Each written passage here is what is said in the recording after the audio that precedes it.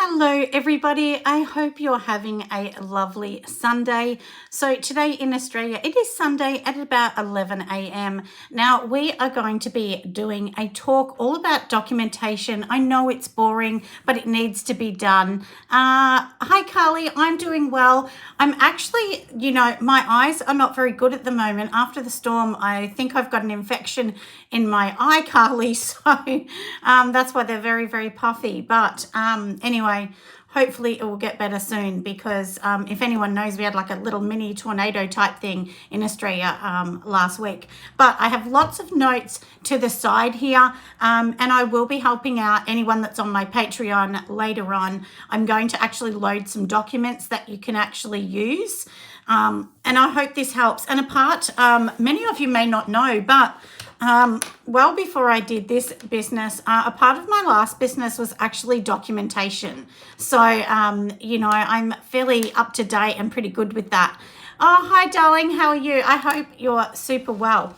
So now, like I said, today we are going to start off with talking about the boring stuff. I mean, no one wants to know, well, they do want to know, but you don't want to talk about documents and paperwork and policies. They're the boring stuff of a business, but they are the glue that holds a business together. I mean, we all know that we're pretty good at creating stuff. We love making things, but that is a very small portion of it. So one of the most important things to making anything, honestly, is the documents that are going to go around it, which gives you an idea of the procedures and how you're going to do things. So, and now I wanted to first, before we talk about that, just to tell you, when I first started doing this business, it was a hobby. I never thought I really needed any paperwork besides registering, a business. That was sort of it.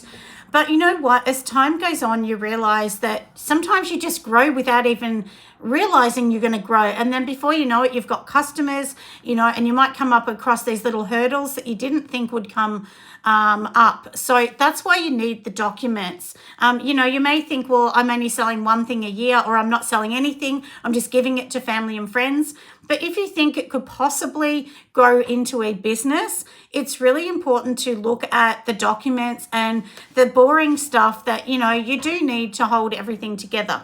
So I have my trusty list, and before I do these Sunday chats, I do a bit of research and write down lots of things. So I'm going to try really hard to see with my bad eye at the moment. So now there's a couple things that we want to know. So first of all, an operation procedure. Now you may think, well, it's just me. I don't have to teach anyone else, but you definitely do. From New Jersey. Hello, darling. How are you? Welcome. So, but it's really important to actually think about your procedure for operating. And that might mean simply how you're going to make soap. I mean, a procedure can be made on anything. A procedure can be made on answering the phone. How you're going to deal with returns. I mean, there's so many different things. But I'm going to go through, like I said, a bit of a list on here. So you may want to create one that's all about making your product, curing your product, weighing your product, your recipes, and your changes. So when I say creating a document, it's actually not that hard. You can literally go on Canva and type it up, or you can just go on Word and type it up on your computer. So at the start, you want to have, obviously the word. So if it was, let's pretend we're going to do one on curing soap. You would write procedure on curing soap at the top. And you want this document, so like you can have a procedure, which is basically the procedure is going to tell you what the steps are to do. But then you also want to have a document that goes with that, that you're going to fill out per soap. So let's break it down just for this procedure. And look, let's just, like I said, we're going to weigh up the soap. Let's pretend we're doing the curing. So you've made your product, you've followed the recipe that you've got. Very important, you must follow that because you need to add that in later on to something else.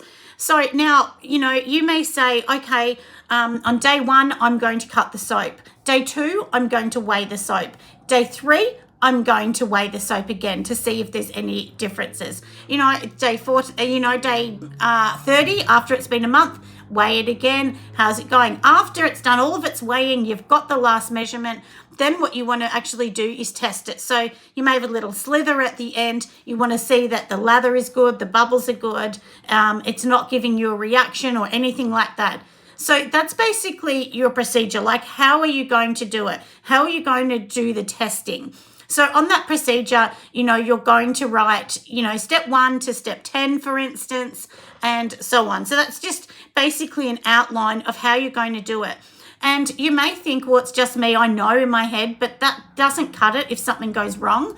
And also, maybe you're going to get sick. Maybe you're going to go off and have a baby. And, your mum or your sister or a friend needs to step in and make it and get orders out for you. So it's good to have these kind of things set up and ready for somebody else that may step in, or you don't know, you may sell it. I'm sure many of us never think we're going to sell our business, but sometimes you wake up and you just decide, I'm going to sell it. So that's important. So now, like I said, we've got that out of the way. We've already created that document. Now what you need to do on the other side, so like I said, you've got procedures and everything here, your documents. Now on this side is the documents that you want to fill out per every single soap you make.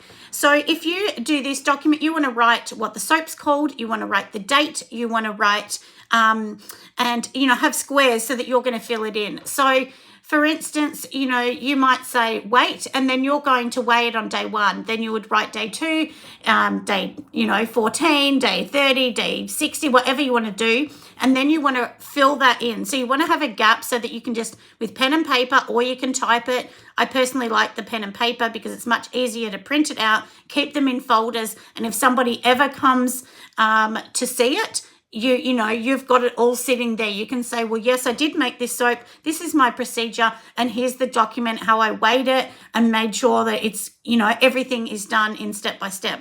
Because if somebody ever complains or tries to sue you and you don't have those documents, you've got a problem. You are going to have to pay them out. But if you have these documents in place, it makes people realize that you're doing the right thing. Oh, hello, darling. How are you? Yeah, it is a cool day in Melbourne, that's for sure. We don't have a hot day today, my love, but I'm in Gippsland, so it's a little bit warmer, I guess.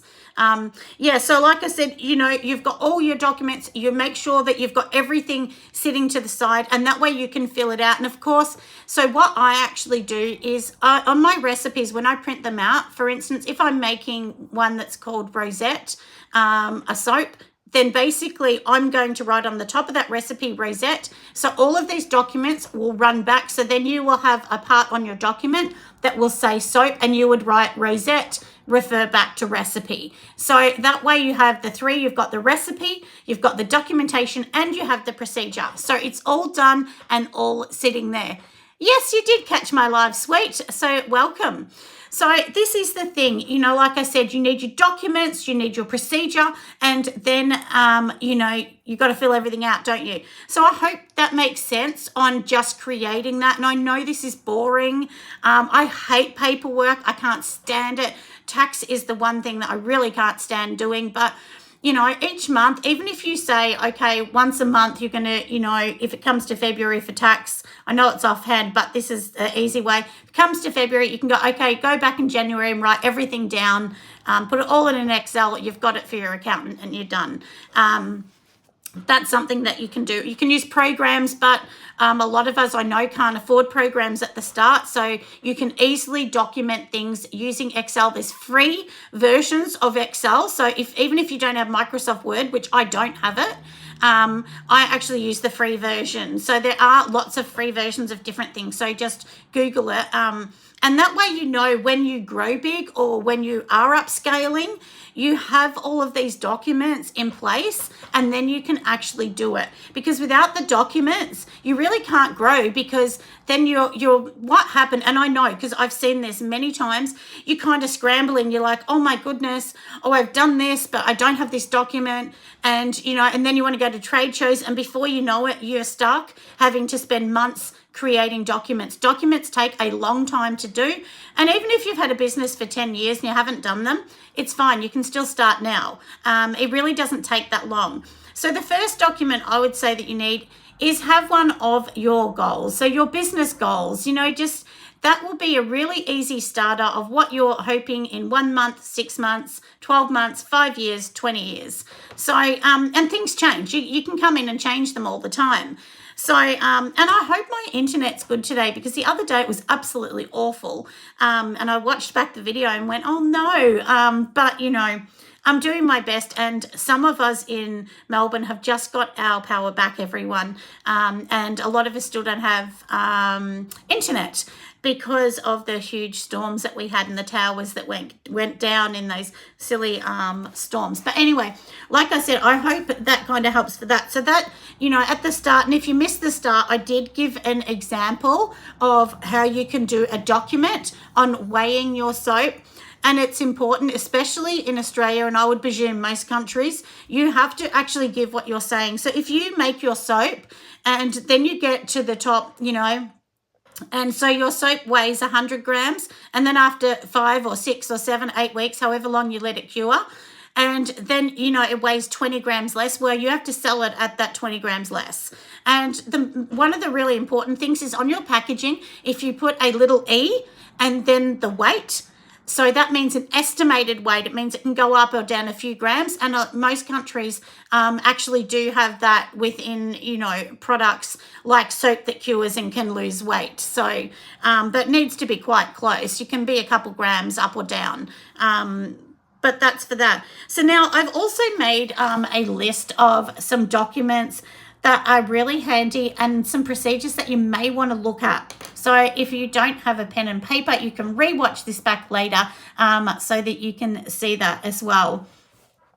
So now, and this is all comes into upscaling. And I know a lot of us think we want this as a business to change our lifestyle, and that's exactly me. That's where I am, and I'm sure a lot of people are looking at this as well. And I know a few friends of mine in the industry, they started with just themselves and now they have several workers. So never think that your business is not going to grow to that, because sometimes it can just surprise you and take off. And many things for me, I never thought, honestly, a number of years ago, I never thought I'd be sitting here doing business talks. I didn't think that I would have my products in stores. I never thought I'd have professional packaging.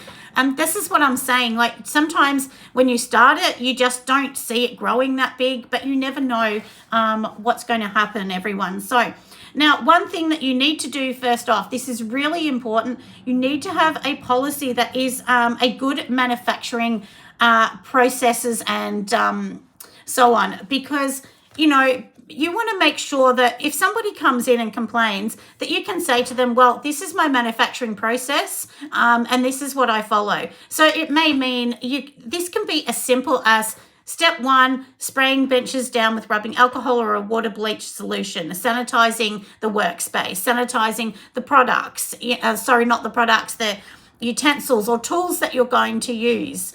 Then it might mean letting them air dry, maybe number 2. Number 3, setting up your workstation so that everything is together. You may even have, and you should have, processes of safe lye, how you're going to make lye if you're making soap. If you're doing candles, safety in burning the candles, making sure that, you are using the right amount of fragrances, no matter what product you use, that you're not going over the recommended dosage. So this is what I'm saying. Like, there's a lot of things that we don't think about, but it's really important to have all of these policies. And for me, I know that as many times that my daughters, my teenage daughters and my adult daughters have come in and helped me get orders out the door, or they've helped me at a market or a trade fair or those kind of things.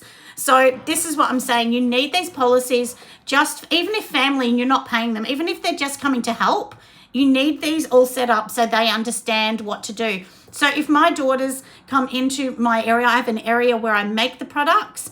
they know that there's certain things they have to do. They know they can't bring food in there. They know they can't bring drinks in there. My grandchildren are not allowed to go in there because there might be lye. Although it is covered and everything on a top shelf, it doesn't matter.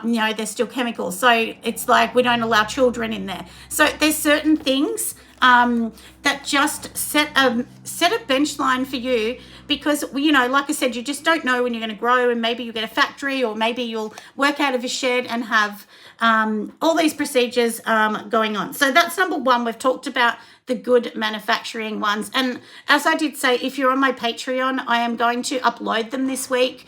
Today after this I'll be working on them, and hopefully I'll have them up by Tuesday, and then you can use that as a bit of a guideline. And I'll do, like today how we're talking, I will actually do a big list, and I'll do a big post of all of these things so that you'll see the things that we're talking about. But if you're not on my Patreon, you can just grab a paper and pen, or you can rewatch this back and create something yourself. And once you create a basic template, you can keep changing it as you need it. So, and this is never stuck in stone. You're always going to grow and scale. So then you can change that as well.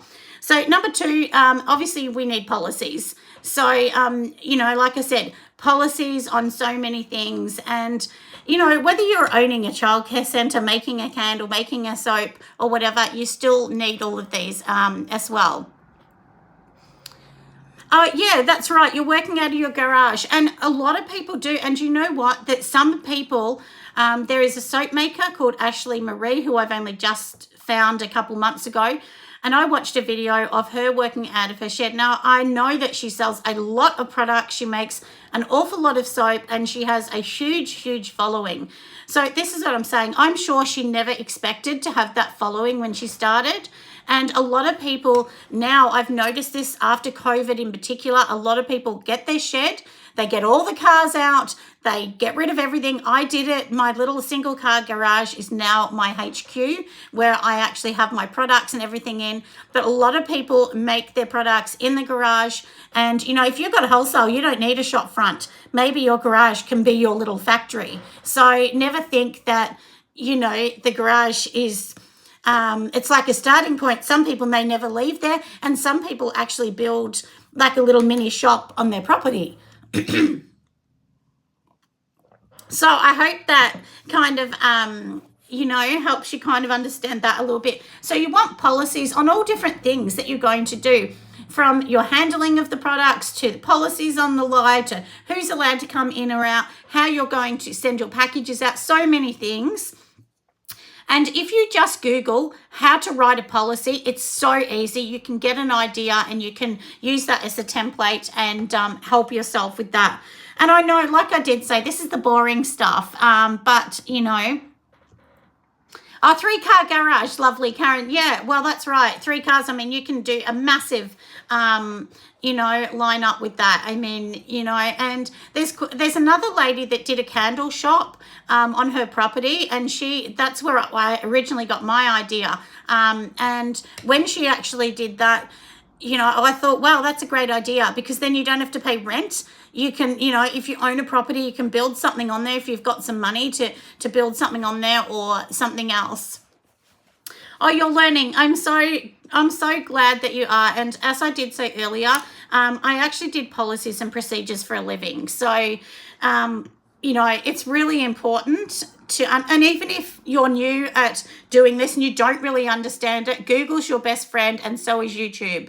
Watch lots of YouTubers, and over the time I've watched so many to learn so much. I even learned a lot about when I started my conference to now, several years later, and I thought, wow, I never implemented that. Maybe this could change it. And then this year is definitely the biggest year of having the most amount of people online and in person. And it's because I've learned all these different steps as I've gone along. So that's what I mean. You're just always learning, everyone. Now, another thing is important that you need is your company goals. Like I said earlier, what do you want to do? And this is all coming down to your procedures or policies that you want to do, or simply just have information about your company. So, like I said, it may be I want to do one market at the start. I want to grow a little bit more. So it's very important. Oh, yes, but now you're turning into a business. You started as a hobby. Yeah, and that's very common. And like I said, I never, ever started this to be a business. It was a hobby that I just kind of thought, I want to make soap. Let's see if I can make it, because I already knew how to make candles, although I've learnt and upscaled so much as I've gone along. So that's what I mean. Your business can turn into a much bigger business as you go along. So like I said, your company goals, you can start by writing the first week, the first month, the first year, 10 years, 5 years, and that is an ever-changing thing. So, and sometimes what happens, and this has happened to me in my business journey, something might happen, like if you get a customer that isn't happy. I've never really had that. I had one candle when I first started. I thought, oh, it looks really beautiful to put this dark color on the top of a light color on a candle. And I used a bit of mica. And I thought it looks really good. And that one didn't light very well. It kept flickering out. It was because the mica clogged the wick. But I didn't understand that at the start. So, as you go along, you go, okay, well, obviously I'm not going to do that. And then you can actually document that, why this wasn't working. And I just ended up giving her a brand new candle. So without that on it. So that's what I mean. There's certain things that you learn and you go, okay, I need to use proper wax colorants. I see people using food dye, which don't use food dye for anything. But, they don't know. And they just think, well, that will work. And you think, well, if you can eat it, surely you can put it in soap or something, but it doesn't work. So that's the thing. You learn things all the time, and then you can update these policies or the procedures as well. And if you look at it, that your policy is basically, your procedure is really, how you're going to do it, 1 to 2, but your policy is basically just giving you what I call is the background of, how it's going to work. And then, of course, the procedures following through. So if you're kind of confused with the two, that's a simple explanation how it's going to work. Now, another thing to think of is staff documents. And as I said, you may think, well, I'm never going to have a staff member, but you just don't know. You may end up getting somebody to come in just to do your tax. And then maybe you need something on that, even if it's your mum, sister, friend, neighbor, like I said, somebody that's helping you out, even if you're not paying. It's good to have documents on them. You really should have documents of when they're coming in to make it. Like, what are they doing? So the documents might say staff, it might have the date, the staff member. So even if it's mum, and then you might want to write, you write mum's name next to it. It's not for anyone else. It's just for you. But then you want to write, did mum wrap the soap? Did she make the soap? Because if she made a mistake in that procedure, then, you need documents to say that it wasn't you. And it's not that mum's going to be blamed, but you just want to be able to prove who made it. Was there a mistake made? And if there's a mistake and the soap didn't work, or it's lie heavy, you want to be able to go, well, did she really understand how to make it for next time?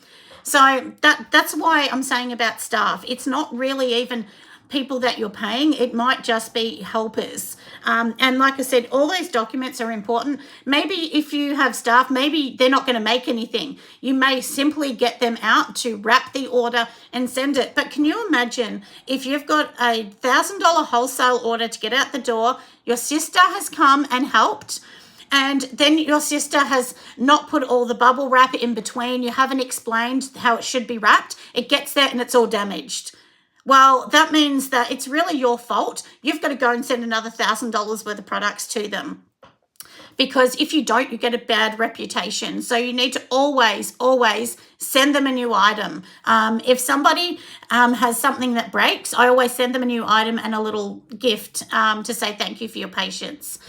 So this is what I'm saying, it's not really so much even about having, you might think, well, I'm not going to pay them because it's, they're just helping me and I'm not really earning enough. But these things, this is not going to cost you any money to do this. It's just going to be a peace of mind, and it will make you really think in the background, this is an actual professional business. And when my daughters come in, if I'm making a new soap or I've made it and they look at it, I say, do not touch it. This is a a clean environment. This is a sanitized environment. Do not touch the soap.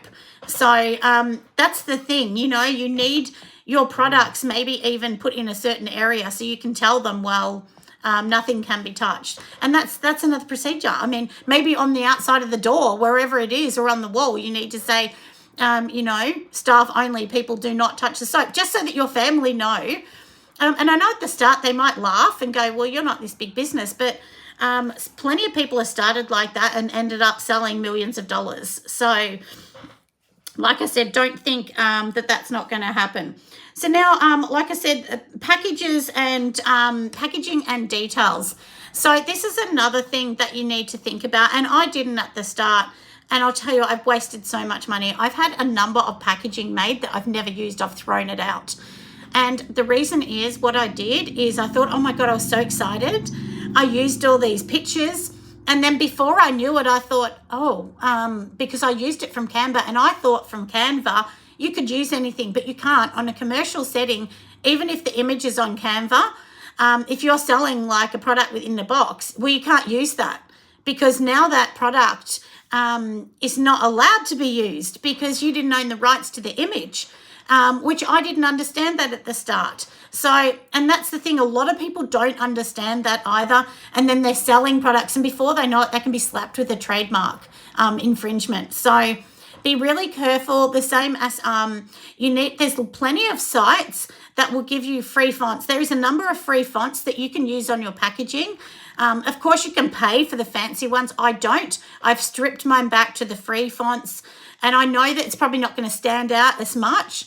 But for me, I feel like my logo is what stands out more than anything, and the color tones. The same as once you start putting all these patterns on, they're also trademarked. So my daughter, as many of you know, is an artist. She's helped a number of you, especially in the US. She's designed little images. So for me, she designed ones that had like lavender. I've got ones for roses, cashmere, and so on. And she actually drew them, and then I can change the colors, and then I can put them on my packaging, or I can do that in a gold leaf on the packaging. And that means that I own that, and I'm not doing anything using anyone's image. I don't have to be scared that I'm using the wrong image. So packaging is really important to take your time. And one thing I will tell you, when I first started and I contacted people, the packaging companies, they will try and push you because they want you to make the sale. They don't care if you make a mistake. And at the start, that's what I did. So my advice would be, get a quote from them. And even if they say, well, the quote runs out in 30 days, don't worry about that. Just hold on to it and really look to see that the text is the way you want, because once you've done one package, you really want to create a whole line of packaging that looks the same. So when people pick it up, they know it's your company. And for me, it's really important for my logo to be on there. Like so when I got my original shower steamers done, I'm not in love with the packaging. Like, it still looks nice, and I will use it until I've used it all up. But going forward after that, it will have my proper logos and everything that I really want on it.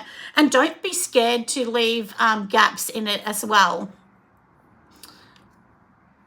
Yes, your daughter did some packaging for you. One of the ladies is just saying on here. And that's the thing. If you know someone that's an artist or somebody that is willing to do things for you, it's really important to ask them, you know. And so even my daughter, who, as you all know, she's just turned 18, and she's done my packaging. Now, I still pay her. Yes, I'm not going to pay her what other people may pay her, but I've still given her probably $600 or something. She's made me a lot of packaging. I think it's about $600 all up. But this is the thing. They still deserve to be paid, even if it's your family. If they don't want to take money, take them out to dinner just as a thank you. So they really appreciate it. And then they will keep making things for you and help you out.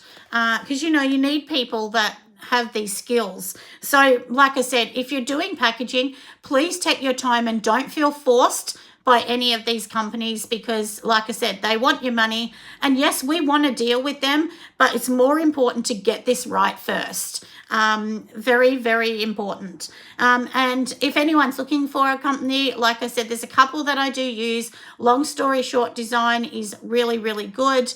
And another one I use is Omasib, which is good. There's also another one called Blueprinting. And they sort of do things. I'll put all hopefully I remember, I'll write a note. And I'll add them in the list down the bottom later. And most of these are all over the world. So it's really, really important just to get all of these ones done. So like I said, you know, your packaging, we've done all of that. Make sure the details are right. You've got your logo, manufacturing details in Australia, addresses and things must be put on there. Ingredients list, weights must be put on there. Warnings must be put on there. So do your bit of research. And if you're in Australia, you can go straight to our government website, which is ASIC, ASIC, and it will tell you, if you just write in the search bar, product labeling, there's a big list on how you actually do the labeling. And there's so much information out there, but you just, you know, I've done thousands of hours of research. So just sort of try and link into those ones. And now this is the thing. Now everyone's going to laugh at me here. But meetings, you need to create a meeting. So this meeting, for instance, like obviously I do most of this, but even if you've got a husband or your sister's helping you, a friend, have a little meeting just with them, even if it's once a month and, you know, even once every 3 months, and you just have a little meeting saying how things are going, what you're hoping to achieve, and things that you might need to list. And then you can write a list of things that you might want to do. So that might even be procedures and so on. Even if you don't have somebody helping you, maybe you've got someone that you've made friends with online that you can sort of go, do you think I need this procedure or whatever? And people can sort of give input. It's really good to have constant input. Or maybe you can even have a Facebook group or so on to do these things into that. So that's important to have meetings, and just, you know, it kind of makes you feel like this is a strong business and so on. Safety procedures, now we all know that's important. If you make lye, you really need to have a procedure on how you make lye, where you make it, and make sure you're using the equipment. So in that procedure, it might be, you know, the ingredients you need. Then it might mean you need gloves, you need your goggles or glasses, you need a respirator or a mask. You know, are you going to freeze the ice or milks? Are you going to whatever? So you may have to do several sections in making lye. So because a lot of us have different recipes. So I have some recipes that are for milk and some recipes that are just for water. So if you're going to do it without the ice, then you need to do it that way. Maybe you have a lye tank. I've seen lots of videos on 50-50 lye. It's not my preferred method. For me, I know it probably takes longer to do it the way I do it, but I just prefer to do the lye for each batch. And even if I'm making, you know, a batch of 100 soaps, I prefer to make the lye for that rather than, you know, doing it the other way around. That's just my preferred method. But if you prefer to do the 50-50, well, then, you know, maybe you need to do a procedure on that. You know, like I said, your policy or procedure on it. And it's really important just so that people know, or, you know, even like I said, if somebody ever investigates you, you can say, these are my procedures. And I'm going to bring up a couple things in a minute that are really important that I didn't know at the start. So actually, I'll say it now before I forget. When I first started doing shower steamers, I didn't realize that because, you know, you're pressing them in your hand, and essential oils are strong, and so are the menthol crystals. Sometimes the gloves will break down and literally snap off the end because they're not strong enough. So you need those really thick rubber gloves to actually be doing things like that.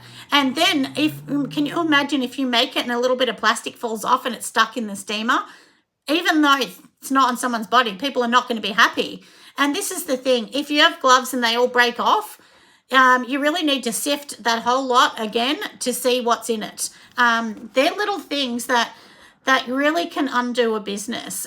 Just a little bit of plastic being stuck in something, or maybe you know, you haven't cleaned your bench properly and it may be contaminated with a different oil that somebody could be allergic to. So in the bottom of my packaging, it does say can contain traces of nut oils, because a lot of people are extremely allergic. And to me, if I write that, I'm protecting myself.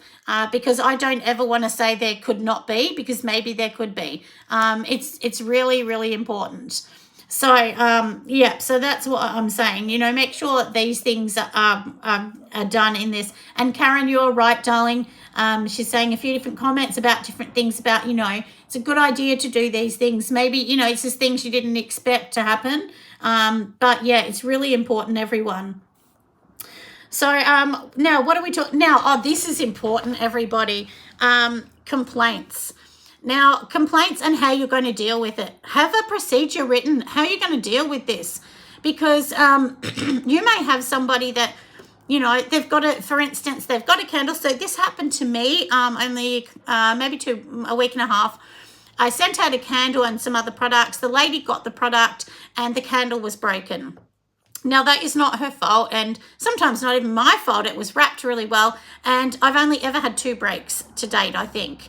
You know, and that's the thing. So rather than, you know, saying to them, oh, well, it broke, it's not my fault, it was in the mail, just give them either a refund, you know, and I usually don't want to give them a refund because you've already paid for the packaging. And yes, you are going to lose money because you're going to have to resend it.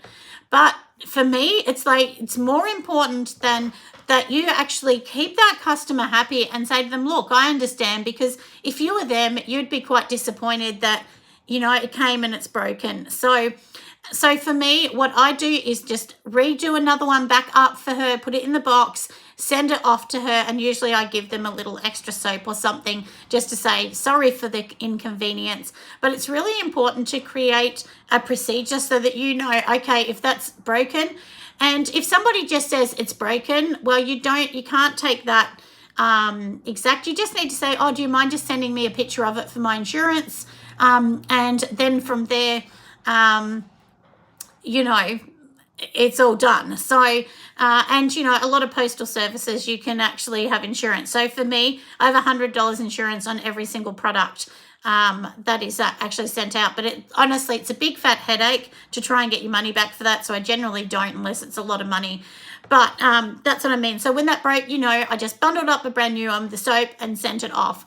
So and you know, might tell them, look, this may take 2 weeks, the time we bundle it up and resend it. And if you had to make a new one, it might take a couple of weeks. And most people are really grateful that you're actually going to send them out a brand new parcel. So that's what I mean. You need a procedure on what you're going to do. And also, what happens if somebody says, well, I'm not sending you a picture? My thing would be to say to them, look, I'm sorry, I can't send you out another one. Unless I see a picture. I just need that for my insurance. And it can just be a photo that they've taken on their iPhone and sent to you. But, you know, or are you going to give them a refund? Are you happy to give them an exchange for something else? Is there a time period on it? So all of these things are important to have in just a document. And like I said, you don't need to pay anyone to do this. You can just type these up yourself to be more professional and just keep them in a folder. Now, product development is important too. This is another one. You know, how are you going to develop it? If you make a lotion and it doesn't work, you know, have you created a document on how you're going to change it? So your document may say, okay, I used 3%, for instance, I used 3% emulsifying wax. That didn't work. So now I'm going to add one. So I did a lotion the other day. I wanted it super, super light, but I didn't put enough emulsifying wax, so it's quite thin and it's just too thin. So for me, I will now go back to the drawing board and change my recipe. And for that, you just need another document just to say how you've changed it and keep it all together so that way it's all done. And never put liquid paper on something. It's better just to write a cross over it and then change it. Because if you ever get somebody coming in asking you, and they'll say, well, why have you added liquid paper on that? So documents should not be liquid papered out or scribbled all over. You just do a cross over it and then just write what you're doing on it. So like I said, that's just a thing in Australia as well. And, you know, use black pen, don't use pink thinking it's cool, or red. It needs to be in black. So just do all your documents in black. That's usually a legal thing, that things need to be in black. And I know you're probably thinking, well, it's just me. Who cares? I'm only earning $10,000 a year at the most. But you will care if somebody comes knocking and needs proof. So like I said, that's really important. We've got 2 more to go. So one of them is your business goals. Like I said, what's going to happen? What kind of things do you want to happen in your business? Do you want to be doing wholesale? Do you want to do trade shows? If so, what trade shows do you want to do? How are you going to get there? What is the budget for that? Is it affordable to you right now, or do you need to make steps to make that affordable? So many things to think about. And I'll tell you now, all of the companies that have been successful, they have thought of all of these things. And things may have come up and they haven't. But, that's the difference between somebody just making soap and thinking, why can't I succeed here? It's usually the other person has all the documents. They've just seen all the mistakes and they've done all of this thing. So it sets them up really to be able to scale, because you cannot upscale without having all of this in place and knowing how you're going to do that. Upscaling is not a matter of just getting more customers and making more things. It's about keeping the documentation and getting all of this up to date. So like I said, keep all your business date goals and everything else up to date. And then lastly, have a document on your markets or your trade shows. Like, what do you need from the trade shows? Like, have a little bit of a checklist. Do you need flyers, business cards? Another thing, like a thing to get you across the line to upscale and sell more is for wholesale, rather than just selling your product, maybe you want to say to them, your first order of over $300 or whatever it's going to be, your first order, we're actually going to give you a flyer that you can put up and demonstrate, or, a little tiny A-frame thing that you have made. You can get them on Vistaprint super cheap. Maybe you're going to include those and it will actually help the shop sell more. Maybe it's going to be a professional photo, or maybe it's going to be a picture of you holding a shower steamer, or a shower steamer on the floor in showing how it's actually working, or a bath bomb in the middle of its thing doing its thing. These things are going to help sell. So and I'll tell you now, shops will appreciate that. So if you have, like I said, some advertising material that you're going to offer for free, you could put that on your fair or wherever. And there's many more wholesale places, not just fair. There's quite a few. And if you go on YouTube and look up wholesale places, there's quite a few. And there's a lady that has a sock company, and she talks about fair and things that you can do in the background. And she does talk about other companies as well that you can use for wholesale. So, but like I said, these are things that you can do, you can implement to help yourself that are free. It's not going to cost you money to do this. It's just going to cost you a lot of time. And implement them. And like I said, hopefully that's going to help you upscale. And you don't want to be paying for followers and things like that. You want this to be an organic growth, because an organic growth means that you're not going to panic when you get too many orders. And I know we all want lots of orders, but at the start you really want less orders, because if you slowly do these little steps to get up to the big order, it doesn't seem, what's the word, so stressful and intimidating, because it can be extremely overwhelming. And I know there were stages where I was making 10,000 bath bombs a month for customers, and it was so overwhelming. I had so many of my family members in there helping, and it was like it just blew up overnight. And that's the thing, like, I don't make bath bombs anymore. I'm not a big seller because, and this is the thing too, you need to have a policy. If it's not working, what are you going to do? Are you going to drop the product? And I know lots of us don't want to drop the product, because you go, oh no, I don't want to. I love it. And you might love the name, but sometimes you got to let it go. And, you can have policies about that. Does it, are you going to want to see so much growth before you don't drop it? If it sells less than 1% of your products, maybe you need to drop that product. So if the selling volume of, say, a bath bomb, a pink bath bomb, is less than 1%, maybe it's not worth making. Maybe it's just not worth it, because often the products, especially in soap making, they get old and then you have to get rid of them. You can't keep them. So this is the thing. It's really important to do that. And if you're a candle maker, choosing a wax, like I used to use a different wax, coconut soy wax, and the wax, as much as I loved it, it started going yellow and horrible over time. So, but then when I changed to like M12, like yes, M12 had a lot of issues, and same with A05. But the difference with those particular ones is they lasted longer. They didn't go yellow. And I know sometimes it's the fragrance, but even when I tested the old one I was using to the new one was going yellow and one wasn't. So, you know, sometimes you need to change if you're getting one that isn't working, and you need to change to a new one and see how that one is actually performing. So it's really important just to think of all of these things, and you know, that way it's going to help you be on the right way to success for your business. And I know a lot of us are not, you know, this isn't our domain, paperwork.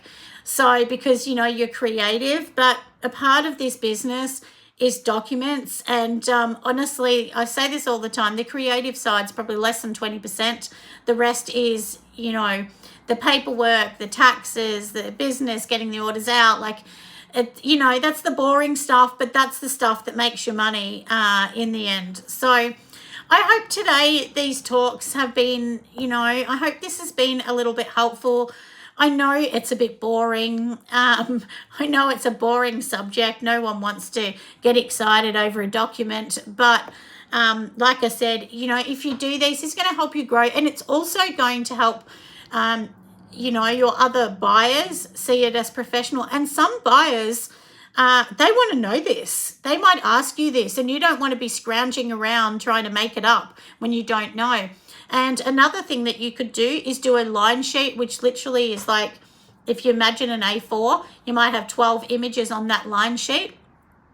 And it might be 12 different soaps that you sell. So picture of the soap, the code, what you're calling the soap, and then the price under the bottom or name.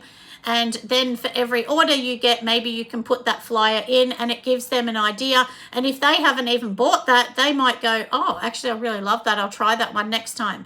So these are kind of ideas. And, you know, with this as well, remember that documents take time, which equals money. And, you know, it's really important to just pay yourself right. So at the start, a lot of people don't take money. And when I say pay yourself, I mean, you can't be selling a soap for $5 if that soap's costing you, you know, $4 to make. It's not enough money. You will not be able to sustain a business on $1 profit. And I know people that sell soap for $4, and I know people that sell soap for $26 a bar. So this is what I'm saying, and they all sell. It just depends. You need to be in the right market. And also I've noticed that soap, like my soap, when I was buying the olive oil before, the olive oil was costing me about $22 for 3 litres. Now it's gone up to about $50 something I seen the other week. Maybe it was 3 litres, I can't remember, but it's more than doubled the amount that I was paying before for olive oil just on its own. So if something doubles, you need to charge more. So like my soap will be going up to $10 a bar because I can't make money on that. And then you've got to remember that if you're selling wholesale and it's $10 retail, it means you're selling it for $5. And now look, if you think about this, so say for instance, you're going to charge $10 retail, and then you're going to charge $5 wholesale. Now, out of that $5, you need to also take out, what did it cost you to make? So let's pretend it cost, we'll say it's going to cost us $2 or $2.50, okay? After that money, then Fair is going to take 25% or 15%. Can you actually make money as well? Do I think $8 or $10 is good for a bar of soap? Yeah, I do. Look, in Australia, I've seen a lot of bars of soaps go up to the $10 range. I think the average would be $8 to $11. But I think in a lot of gift stores, most of them are around the $12 here. And I went to a gift store the other day, and they had one just wrapped in basic paper. And that one I think was $18. And it smelt lovely. It was about 130 to 130 grams, I think, for that soap. So that's what I mean. I know that you're thinking, well, no one's going to buy it at that, but you also can't make profit at that. So why are you selling something that you're not making any profit on? You know, like you're doing all this work, You could just be relaxing, doing nothing, just, having a day out by yourself. And that's what I'm saying. It's really important just to remember all of these things that, we're here to make money. And I mean, look, I've had people say, oh, you're just trying to make money. And I'm thinking, well, of course I am. I'm a business. I mean, that's the truth. I mean, look, there's no good pretending otherwise. So, but I hope, like I said, these things are going to give you a really good idea on how you're going to make it. You're also, putting into that, you need a procedure as well. Hello, Be Youthful. You also need a procedure on here on the bottom, which I didn't add in. I was just thinking about that then, on pricing. So let me just write it in my list so I know, because I'm writing all of this for Patreon. So, you need to actually do one on pricing. Why are you setting your price at a certain price? Are you timesing it by 4, timesing it by 2? Are you just adding on a certain percent? I mean, maybe it cost you $2 and you're going to say $2 plus 100%. I mean, or plus 60%. You have to work out for yourself, what does it cost you to make? What do you kind of want to earn? And it's like, if I said I'm going to sell a soap for $10 because I want to earn this much an hour, sometimes it's hard to predict that when you're not selling much. So that's really hard to predict that. But look, the standard rule, the easy rule to do is your cost of goods, which is everything that you've added in your cost of goods, times 4. That is pretty normal. If I work out my soap, most of my soaps cost me about $4.50 a bar because they're made with organic fair trade shea butter, which is expensive. So most of mine are going to cost more. And if I was to times it by 4, I'd have to charge $20 odd. And I don't really want to charge that for my soap. I just don't think it's very viable to charge that. And also it would depend on how many, how much you're buying in bulk. Like the lady I was watching the other day, Ashley Marie, you can see that she is buying her oils in massive, massive drums, which obviously that's much cheaper than someone like me that's buying it in 3 or 5 litres. And a supplier I wanted to buy 25 litres from, they're like, we're not doing it anymore because olive oil is too expensive. So it's so hard. And, your oils are organic too, yeah. Butters are, yeah. And that's just what I choose to use. Look, I could probably go and use a cheaper oil or something, but I just don't want to. I'm happy with the oils I'm using. And to give you an idea, a very standard recipe that a lot of people use in soap making, it's usually coconut oil, shea butter, of course your distilled water and your lye, olive oil and castor oil. And then if you want to make it more fancy, where mine are a bit more fancy, then they have avocado oil. But there are some that I don't do with avocado in case people don't want that. And maybe you make a salt bath and you've collected the seawater from your local beach or something. There's lots of things, that you can do to make this all work. So, yeah, just add everything into it, my loves, as well. Well, that's right. Yeah, you want your product to be good for people to come back. There's no good saying, well, I'm going to make a soap for $1 because I'm using every cheap oil, and then they get it and they hate it and they go, this is horrible. What is this? That's the thing. Sometimes you do need to charge quality, and people are willing to pay more for a natural bar. And if people come up and say that's $2, that's $10, I'm not paying that. They're not your market at all.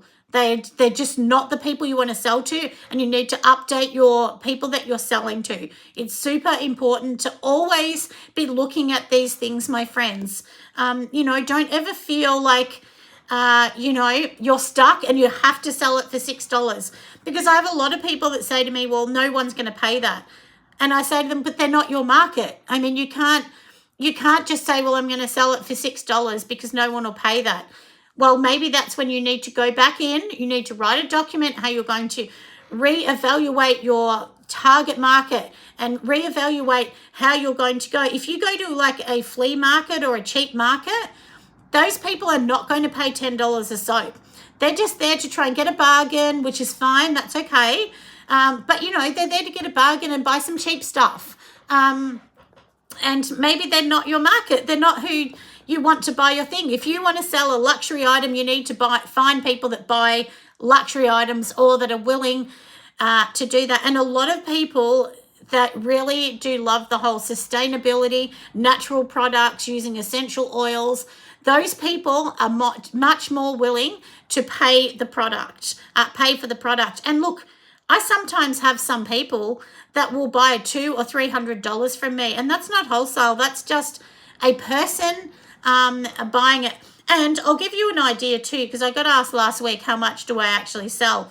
Every month's different, honestly.